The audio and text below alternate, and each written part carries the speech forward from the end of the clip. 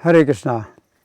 तो आदि बद्री के स्थान का ये बहुत ही अद्भुत स्थल है देव सरोवर। ये देव सरोवर जिसके किनारे पर हम बैठे हुए हैं, ये भगवान बद्रीनाथ के द्वारा निर्मित है। और जब श्री कृष्ण बहुत छोटी अवस्था के थे तो नंद महाराज ने विचार किया था कि वे 4 धाम की यात्रा करेंगे।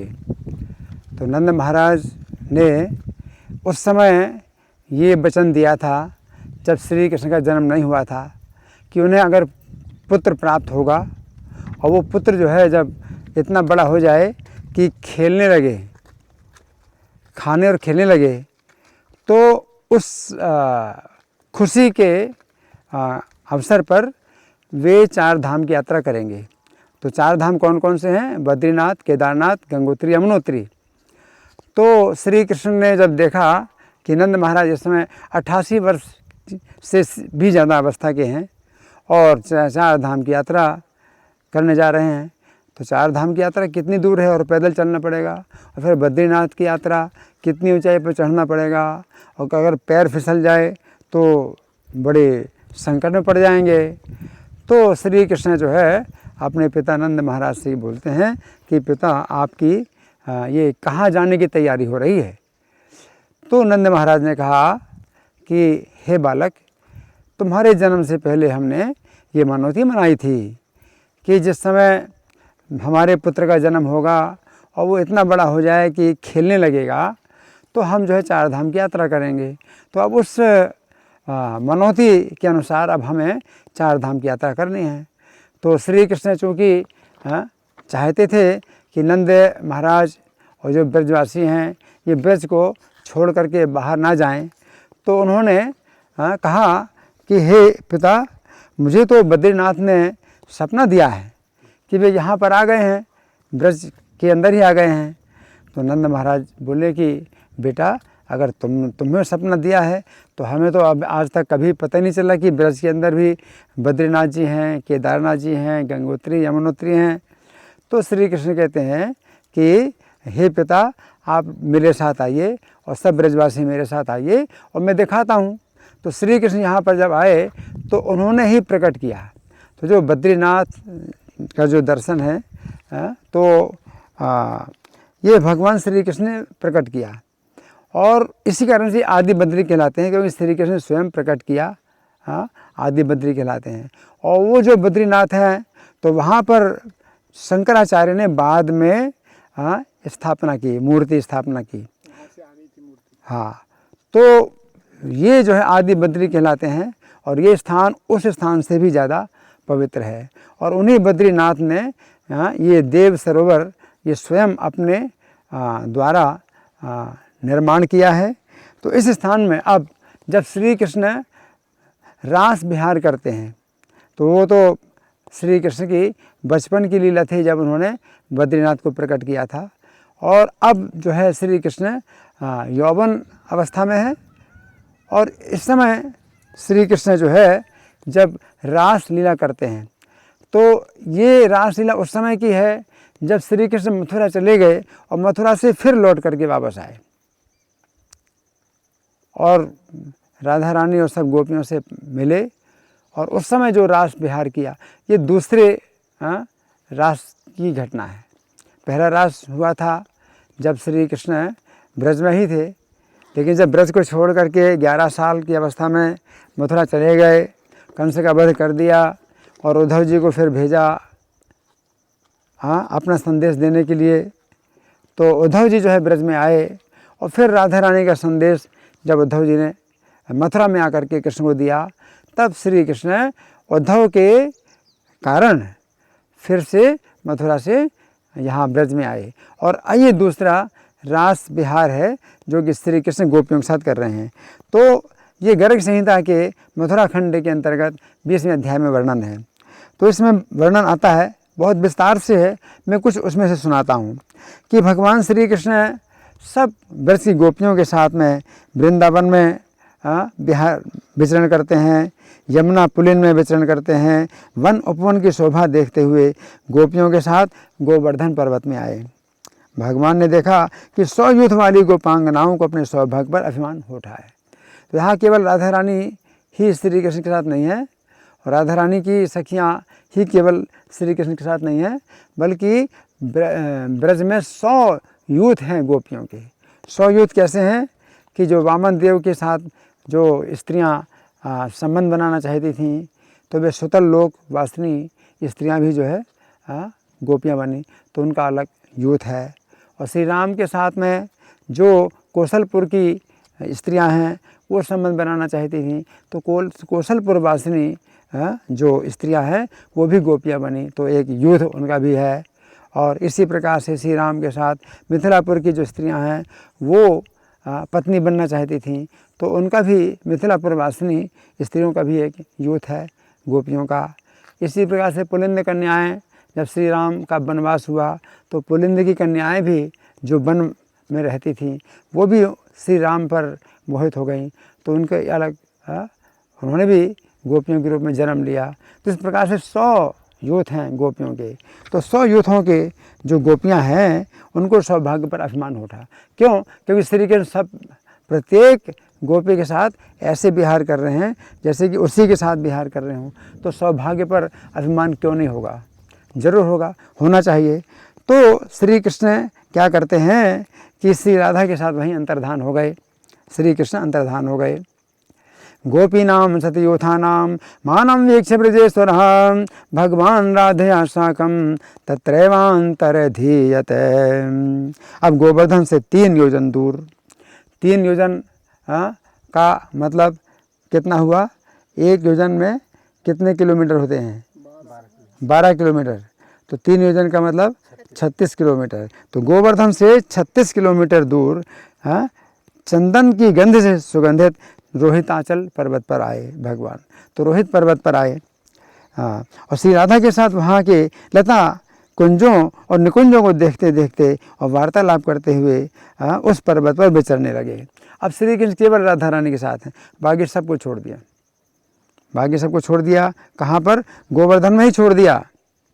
गोपियों के 100 यूथ को जो है गोवर्धन में ही छोड़ दिया। वो अपना श्री कृष्ण को ढूंढ रही हैं, और राधा रानी के साथ में यहाँ निकट का जो रोहित पर्वत है तो उसमें भगवान विचरण कर रहे हैं। फिर बद्रीनाथ के द्वारा निर्मित रमणीय देव सरोवर है, इसके तट पर आए। तो इस स्थान पर आए भगवान, तो वहाँ पर राधा के साथ में भगवान जो है सरोवर के किनारे पर बैठ गए। तो ये स्थान है सरोवर के किनारे पर बैठ गए। उसी सरोवर के तट पर महामुनि ऋभु एक पैर से खड़े होकर तपस्या कर रहे थे। तो श्री कृष्ण का प्रत्येक कार्य ऐसा होता है कि इसमें अनेक कार्य हो जाते हैं। तो राधा के साथ में आए यहाँ अकेले बिल्कुल श्री कृष्ण गोपियों के 100 यूथों को छोड़ करके, और यहाँ पर क्या कर रहे थे? ऋभु मुनि एक पैर पर खड़े होकर के तपस्या कर रहे थे और निरंतर श्री कृष्ण के चिंतन में तत्पर थे।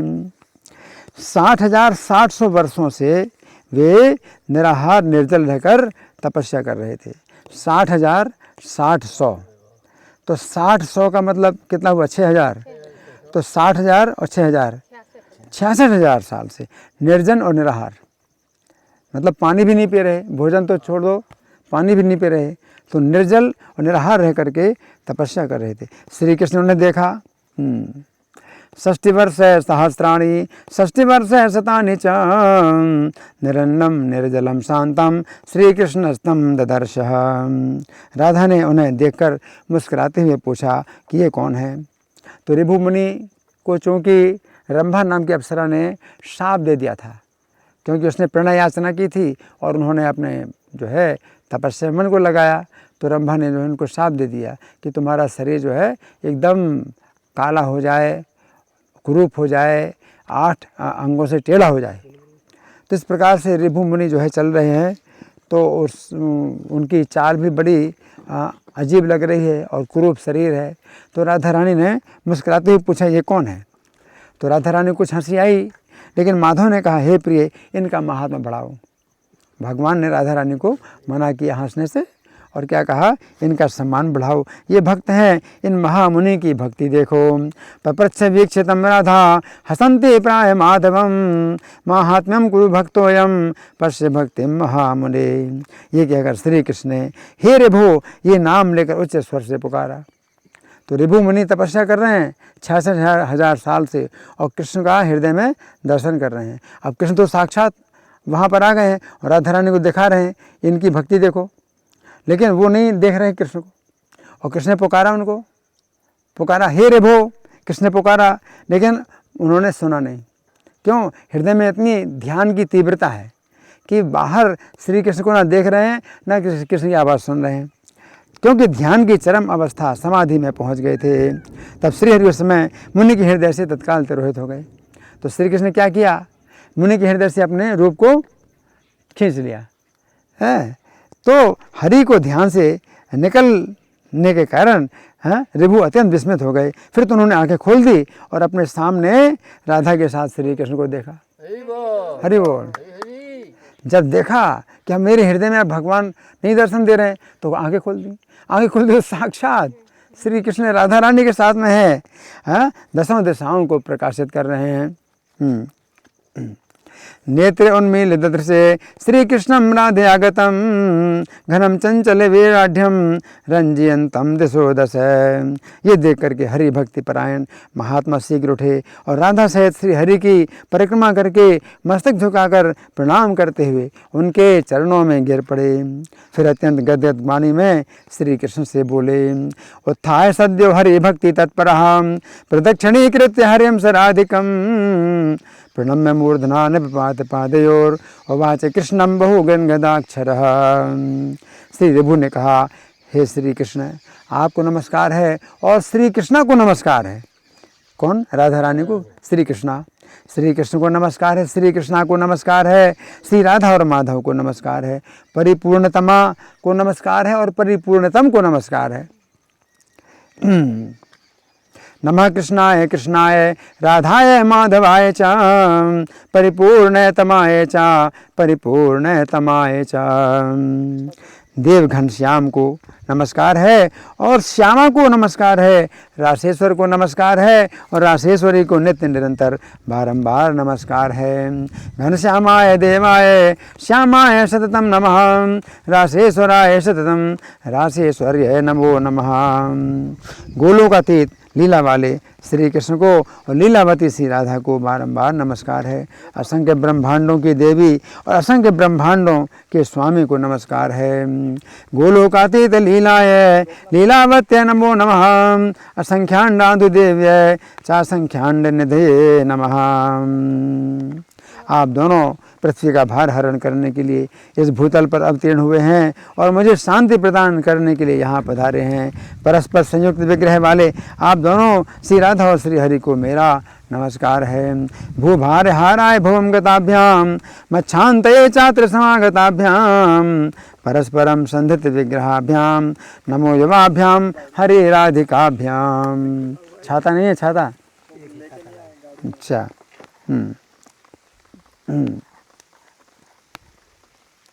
तो नारद जी कहते हैं, हे राजन, यों कि अगर श्री कृष्ण के चरण कमलों में नेत्रों से प्रेम अश्रुओं की वर्षा करते हुए प्रेमानंद में निमग्न महामुनि रिभु ने अपने प्राण त्याग दिए।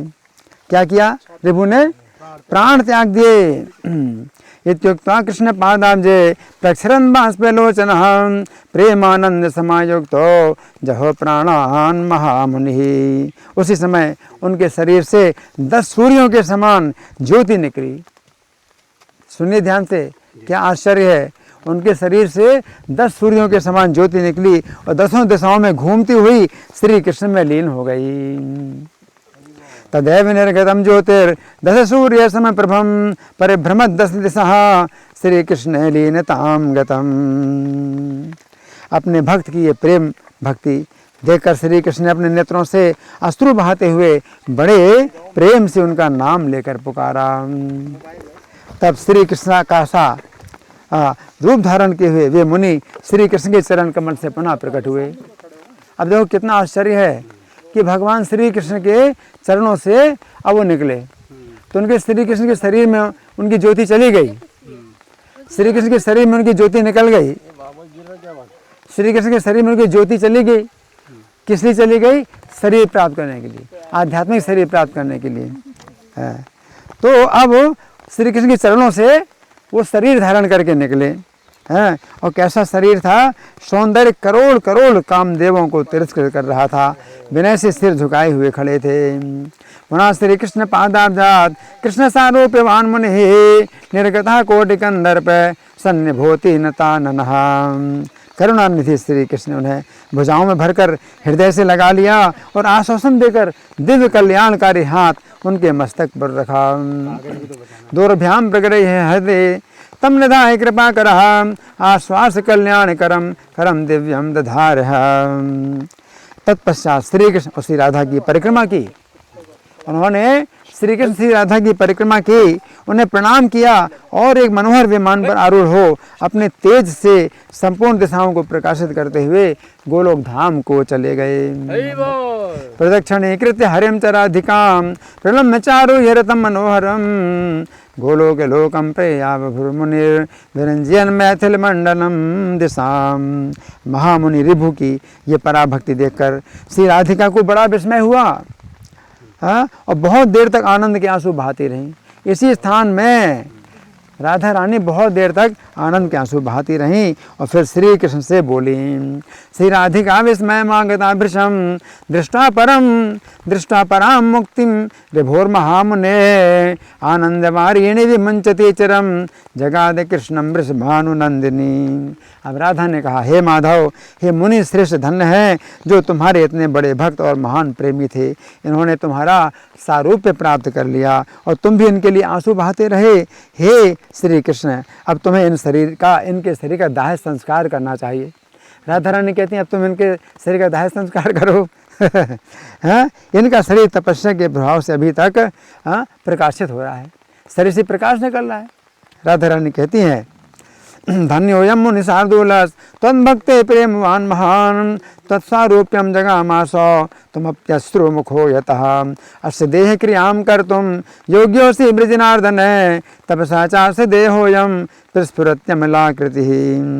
तो नारद जी कहते हैं, हे राजन, जब श्री राधा इस प्रकार कह रही थी कि मुनि का शरीर एक नदी के रूप में परिणत हो गया, मुनि का शरीर नदी के रूप में परिणत हो गया और रोहिताचल पर बहती हुई वो पाप नाशिनी नदी आज भी देखी जाती है। उनके शरीर को नदी के रूप में परिणत देख राधा को और भी देख विस्मय हुआ।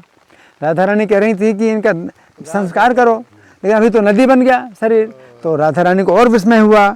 तो फिर वो नंद राजकुमार से इस प्रकार बोली, बदंत्याम तत्र राधायाम तद्देहोप्यभवन्तरिन् वहन्ति पापहन्त्री च दृश्यते रोहिते गिरौ तद्देहस्यापि सरितं वीक्ष्य राधाति विस्मिता नंद राजात्मजं प्राह वृषभानुवरात्मजं। श्री राधा ने कहा, हे श्याम सुंदर, इन महामुनि का ये शरीर जल रूप में कैसे परिणत हो गया? हे देव, मेरे इस संशय को तुम पूर्ण रूप से मिटा दो।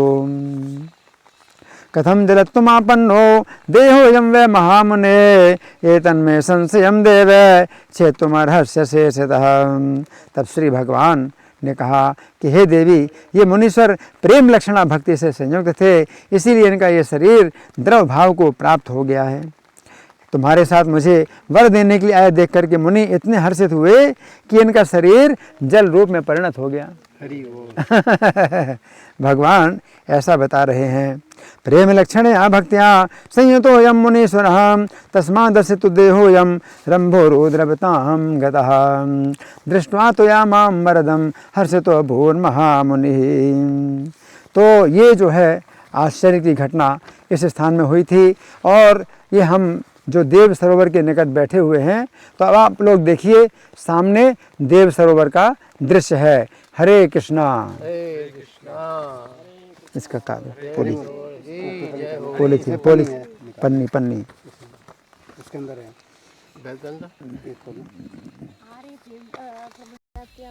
ये देव सरोवर है, देव सरोवर का दिव्य दर्शन